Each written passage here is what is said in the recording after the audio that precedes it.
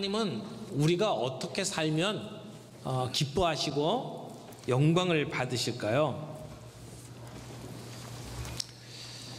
하나님이 원하시는 일, 내가 하고 싶은 일이 아니라 하나님이 우리를 통해서 이루시기 원하시는 일들을 이룰 때 하나님은 영광을 받으실 겁니다. 우리는 우리 주변에 있는 사람들에게 인정받기를 원합니다. 그래서 가족들은, 자녀들은 부모님께 인정받기를 원하고, 학생들은 학교에서 선생님에게 인정받기를 원하고, 직장에서 일하시는 분들은 상사에게 인정받기를 원할 거예요.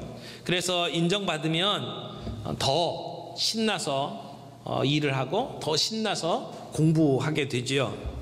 그런데 우리 모두는 그 어떤 사람들에게 인정받는 것보다 하나님께 인정받고 하나님께 영광 돌리는 일이 중요합니다. 하나님께 어떻게 하면 인정받을 수 있을까요? 하나님이 기뻐하시는 일들을 할 때, 하나님의 뜻을 이루어 드릴 때. 여러분, 하나님의 뜻이 무엇입니까?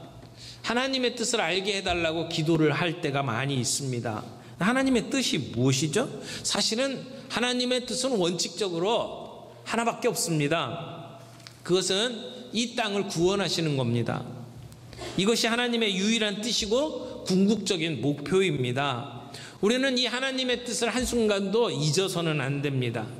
그런데 하나님께서 어떻게 이 세상을 구원하십니까? 복음으로, 복음을 전함으로 이 땅을 구원하십니다. 그를 위해서 전하는 사람이 필요합니다.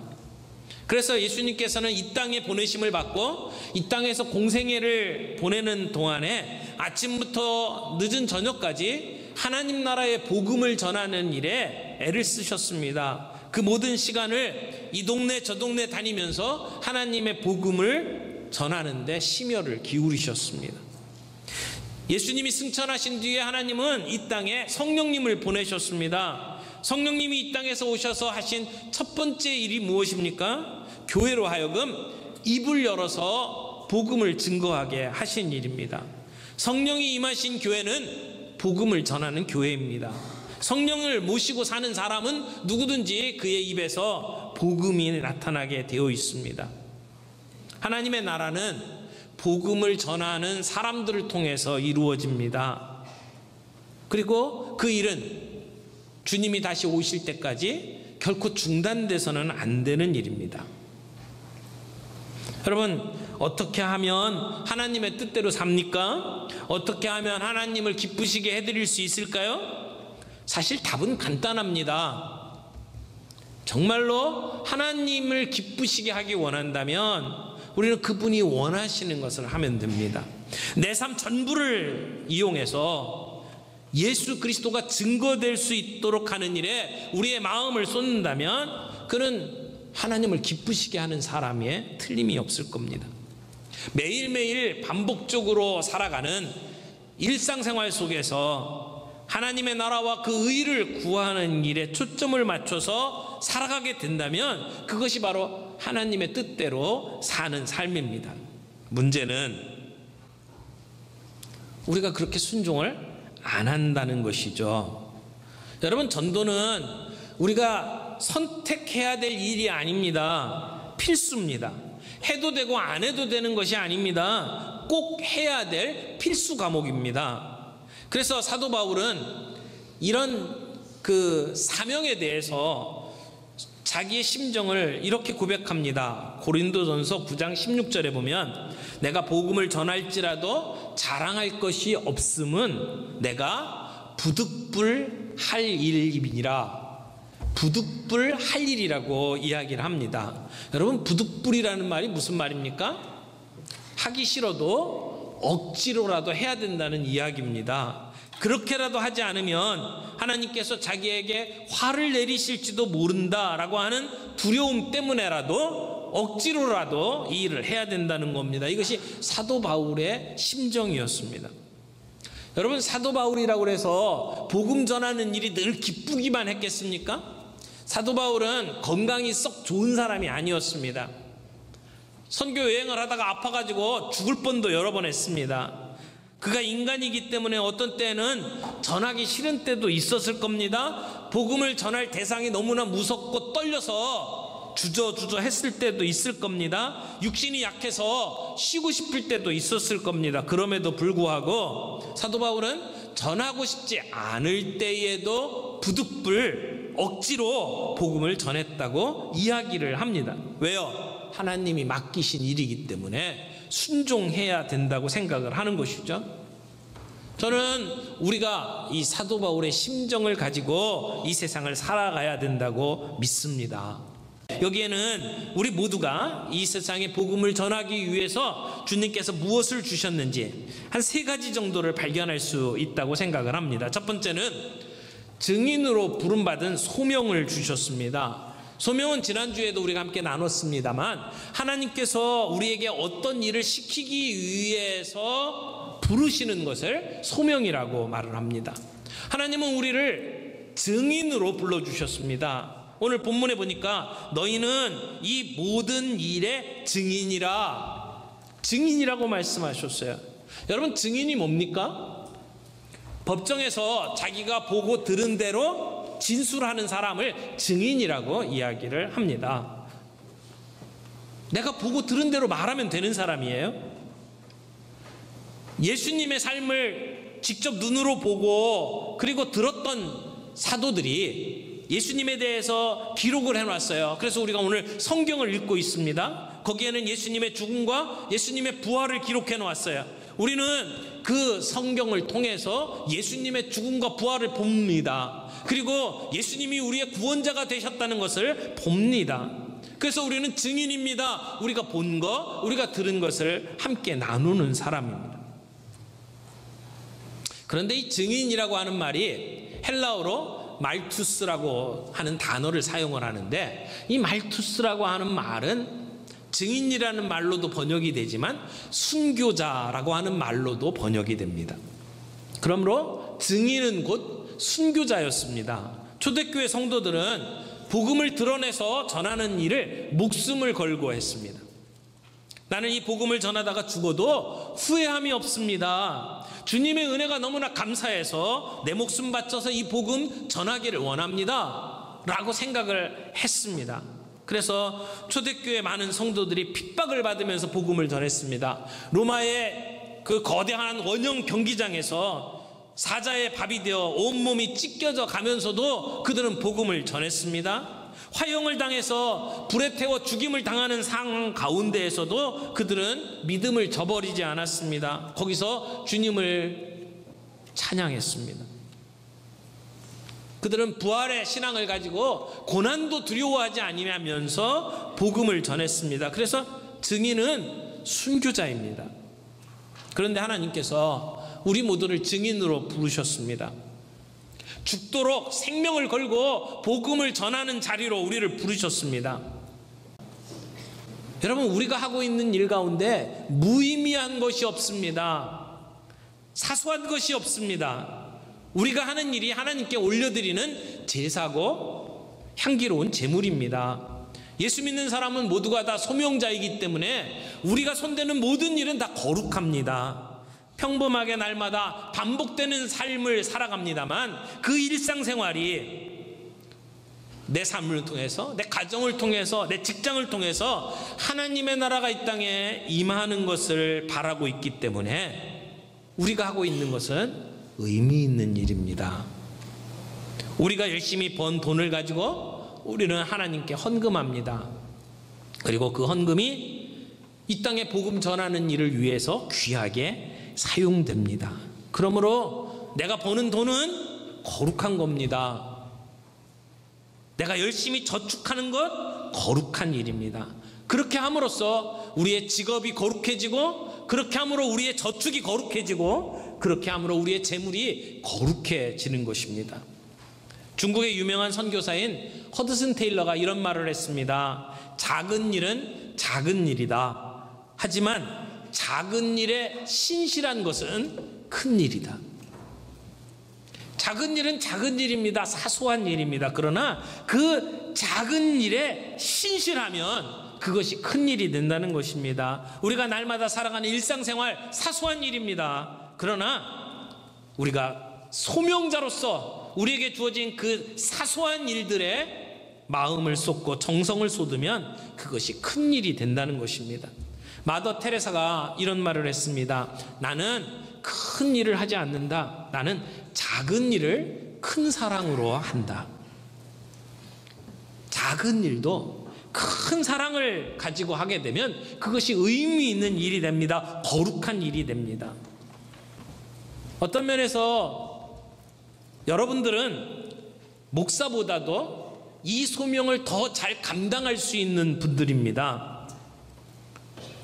목사들이 안 믿는 사람을 만나는 일이 그렇게 많지 않습니다. 늘 여러분 신방하고 교회에서 설교 준비하고 교회 안에서 일을 하다 보면 안 믿는 분들 만나는 일이 일주일에 몇 명 안 됩니다. 그러나 여러분들은 여러분의 직장에서 여러분이 살아가고 있는 삶의 현장 속에서 얼마든지 안 믿는 사람들을 만나고 그들에게 복음을 전할 수가 있습니다. 이것이 여러분들이 가지고 있는 특권입니다. 그래서 하나님 나라에 가면 어쩌면 목사보다도 여러분들이 더 큰 상급과 칭찬을 받게 될 것이라고 생각을 합니다. 여러분이 가지고 있는 위치, 여러분이 가지고 있는 소명을 절대 과소평가하지 마시길 바랍니다. 여러분이 소명자입니다. 두 번째로 증언의 내용을 주셨습니다. 복음을 주셨습니다. 예수 그리스도의 십자가를 주셨습니다. 46절에서 47절 47절 같이 읽겠습니다. 46절 시작. 또 이르시되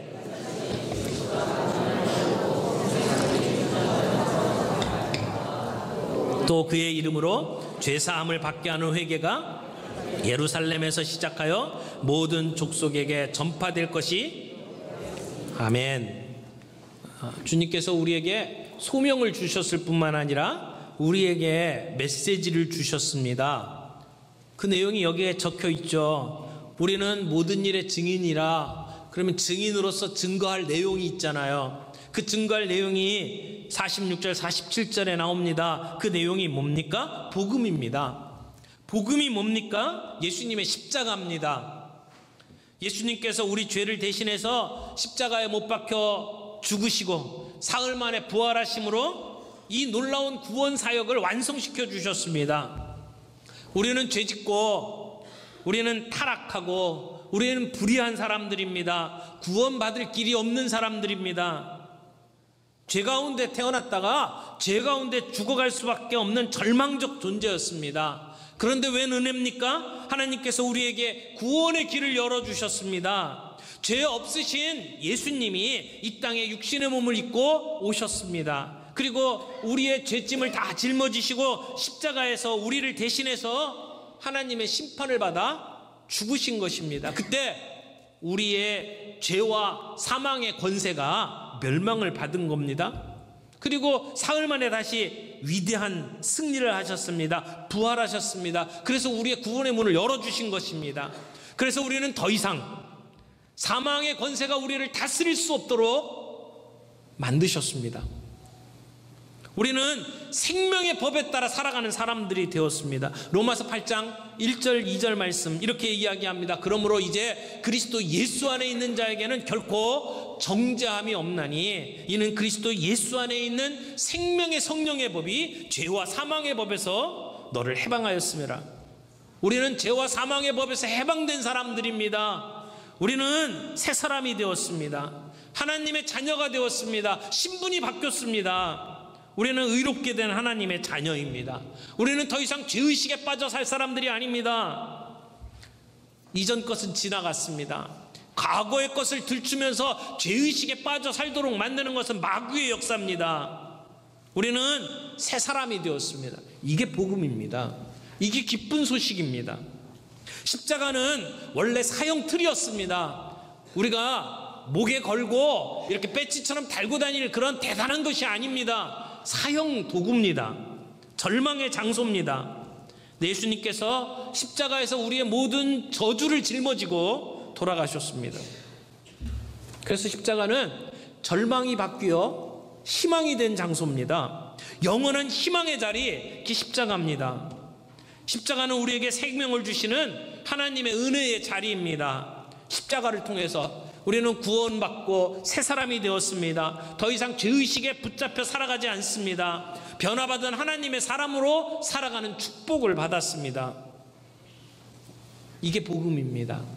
주님이 우리에게 이 복음을 맡기셨습니다. 우리가 사람들에게 전할 메시지는 다른 얘기 아닙니다. 이 복음을 전하는 겁니다. 그러므로 이 복음을 전하는 일에 내가 아직도 부끄러워서 입을 열지 못하고 있는 분들이 있습니까? 진짜 기쁜 소식, 정말 복음, 이 복음을 우리가 함께 나눌 수 있는 저희가 되기를 바랍니다. 그런데 이게 잘 안 되는 것이 왜 그렇죠? 그래서 주님께서는 우리에게 세 번째 주신 것이 있습니다. 증인에게 주시는 능력, 성령님이십니다. 49절 보겠습니다. 볼지어다 내가 내 아버지의 약속하신 것을 너희에게 보내리니 너희는 위로부터 능력을 입히울 때까지 이 성에 유하라. 여기 아버지가 약속하신 게 무엇입니까? 성령님입니다. 성령님이 임하시면 우리는 능력을 받습니다. 우리가 증인으로서 삶을 살아가려면 우리는 성령의 능력을 덧입혀야 합니다. 그래서 그 능력을 받으려면 다른 곳으로 가지 말고 이 예루살렘 성에 머물러라, 기도하며 기다려라, 그렇게 말씀하신 겁니다. 그래서 예수님의 제자들이 예루살렘 성에 머물면서 기도하며 기다립니다. 사도행전 2장 1절부터 보게 되면 그때 성령이 임하십니다. 그 장면을 이렇게 설명합니다. 오순절 날이 이미 이름에 그들이 다 같이 한 곳에 모였더니 호련히 하늘로부터 급하고 강한 바람 같은 소리가 있어 그들이 앉은 온 집에 가득하며 마치 불의 혀처럼 갈라지는 것들이 그들에게 보여 각 사람 위에 하나씩 임하여 있더니 그들이 다 성령의 충만함을 받고 성령의 말하게 하심을 따라 다른 언어들로 말하기를 시작하니라. 성령이 임했습니다. 함께 모여 기도하는 120명의 제자들에게 성령이 임했습니다. 그래서 어떤 일이 벌어졌나요? 성령님이 오셔서 어떤 일을 하셨나요? 그들이 다 성령의 충만함을 받고 성령이 말하게 하심을 따라. 성령님은 말하게 하시는 분입니다. 성령님이 오시자 제자들이 입을 열었습니다. 여러분, 성령이 오신 첫 번째 사건, 그건 방언에 방점이 있는 게 아닙니다. 막혔던 그들의 입을 열게 만드신 것입니다. 두려워 떨었던 사람들, 문을 걸어 잠그고 숨었던 사람들이 길거리로 나아가서 말하기 시작을 한 겁니다. 그것도 다른 나라 사람들이 들을 수 있도록 각각 외국어로 그 말씀을 전했던 겁니다. 그래서 온 예루살렘이 소동합니다. 그들을 보려고 달려왔습니다. 그들에게 예수님은 죽었지만 다시 살아나셨습니다. 부활하셨습니다. 그렇게 외쳤습니다. 너희들이 죽인 이 예수를 하나님이 살리셨다. 그러니까 예수 믿어라. 그 말씀 앞에 모였던 사람들이 회개하고 예수를 믿고 돌아오는 역사가 일어났습니다. 3,000명이 돌아왔습니다. 5,000명이 돌아왔습니다. 오늘 우리에게 필요한 것이 무엇입니까? 성령의 능력입니다. 성령 충만을 통해서 그 능력을 경험하는 것입니다. 그러므로 우리가 이렇게 기도하기를 원합니다. 주여 성령으로 충만케 해 주시옵소서. 주여 성령의 사람이 되게 해 주옵소서. 성령으로 붙잡힌 바 되어서 하나님의 놀라운 역사를 경험하게 해 주옵소서. 성령의 도우심으로 복음 전하게 해 주시옵소서. 성령님의 역사로 복음이 드러나야 합니다. 여러분, 우리 시대에 복음을 가장 강력하게 외쳤던 분, 그러면 아마 여러분들이 빌리그레함 목사님 이야기를 할 거예요. 혹시 이 가운데는 빌리그레함 목사님이 한국에 와서 전도 집회하는 걸 보신 분도 있을 겁니다. 1973년에 여의도에 빌리그레함 집회가 있었습니다. 예전에 그 빌리그레암 목사님이 하셨던 그러한 메시지들을 영상으로 본 적이 있는데요. 그분 메시지가 한 30분 해요. 근데 그분의 설교를 듣다가 이런 생각이 들어요. 아니, 저런 설교를 듣고 예수를 믿을까? 그럴 정도의 생각이 듭니다. 정말 간단한 얘기를 하는 거예요. 뭐 대단한 얘기, 사람들이 뭐 꼼빡 넘어갈 만한 그런 이야기를 하지 않습니다. 성경에 말하기를, 그 성경 얘기를 하시는 거예요. 설교를 끝내면 빌리그레암 목사님은 늘 이렇게 손으로 턱을 괴고 그리고 기도하기 시작을 합니다. 그리고 기도하는 동안에 성가대에서 초청하는 찬양을 하죠. 그리고 난 다음에 초청을 해요. 뭐 윽박지르는 것도 없어요. 지금 예수 믿지 않으면 뭐 지옥 갑니다, 뭐 이런 협박도 하지 않습니다. 그냥 이런 얘기해요. 여러분, 앉아 계신 그 자리에서 예수 믿기로 작정하신 분들은 일어나십시오. 그리고 일어나신 분들은 저를 따라서 기도해 주시기 바랍니다. 하나님, 나는 죄인입니다. 내 죄에서 돌아서겠습니다. 예수 그리스도를 영접하겠습니다. 그런 메시지를 듣고 예수 믿겠다고 하는 사람이 몇 명이나 될까? 여러분, 내가 설득한다고 설득되는 게 아닙니다. 내가 말주변이 좋아가지고 그들이 예수 믿는 게 아닙니다. 1966년도에 빌리그레암 목사님이 하버드 대학교에 초청을 받아서 강연을 할 때 이런 말을 했어요. 내가 이전에는 전도를 할 때 정성을 다하면 된다고 생각을 했습니다. 그래서 정성을 다하고자 노력을 했는데 그 후에 내 생각이 바뀌었습니다. 나는 내 자신의 힘을 완전히 빼버리고 전도에 임하기로 작정한 것입니다. 나는 사용되는 도구밖에 아닙니다. 나는 사용되는 도구에 지나지 않습니다. 실제 일은 성령님이 하시는 것입니다. 따라서 성령이 일하시도록 나는 내 힘을 완전히 빼고 전도하는 것입니다. 아주 기분 좋게 전도합니다. 그 나머지 문제는 성령님께 맡기고 나는 전도합니다. 이게 그분의 전도 비결이었습니다. 메시지는 신통한 것 같지 않은데도 수많은 사람들이 예수 믿고 돌아오는 비결이 거기에 있었습니다. 여러분, 내 하는 말 때문에 그 사람이 믿을까 안 믿을까 걱정됩니까? 그 사람들의 반응이 두렵습니까? 나는 단지 전하는 도구일 뿐이고 일은 성령님이 하신다. 이것이 비결입니다. 오늘 여러분들에게 이런 은혜가 있기를 바랍니다. 내 메시지가 대단해서, 내가 살아가는 삶의 모습이 대단해서 그들이 예수 믿는 게 아니라는 것을 믿으시기 바랍니다. 복음의 능력이 있습니다. 성령님께서 일하십니다. 복음은 성령님이 전하시는 것이고 나는 사용되는 도구에 지나지 않는다. 우리의 마음속에 확신이 있기를 바랍니다. 이번 새생명 축제에도 하나님께서 놀라운 일을 하실 줄 믿습니다. 우리를 통해서 성령님께서 일하실 것을 믿습니다. 우리를 통해서 내 주변에 있는 사람, 이 도시 일산을 변화시킬 것을 믿습니다.